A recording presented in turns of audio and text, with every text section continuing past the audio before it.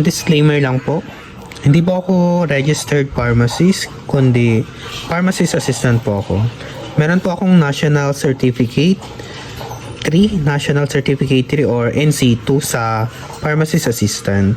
Bali, nag-training po ako about sa gamot, lahat ng uri, mapa RX, OTC or over the counter, tapos sa mga creams, and lahat po.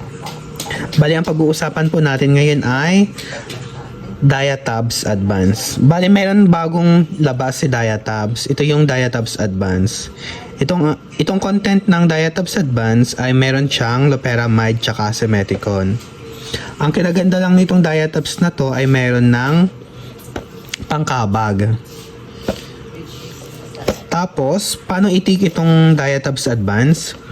First take po, pag nag-stool ka, 2 capsule. Makikita natin dito sa likod itong dosage and administration. Bali, 12 years and older yung pwede mag-take nito.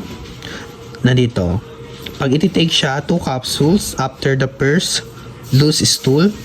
Tapos pag nasi-CR ka na naman, 1 capsule na lang daw. Subsequent loose stool. Pero hindi daw to pwede more than 4 capsules in 24 hours. Kasi recommended na ng doktor yun. Okay. Para maiwasan yung yung dehydration, inom ka lang daw ng maraming tubig. Nandito, yung direction for use.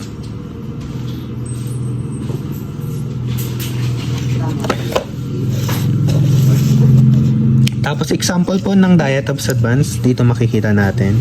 Maliit na kulay pink yung laman nito sa loob.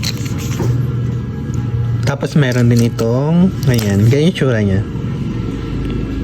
Diatabs Advance. Pang diarrhea na may pangkabag na rin to. Ganyan. Bali, pag magtitake kayo nito, basahin nyo na lang yung instruction. Sinabi ko naman, nandito. Kaya ugaliin natin magbasa-basa ng mga instruction para alam natin kung paano to i-take. Ganyan. Itong Diatabs Advance ay over-the-counter medicine or OTC.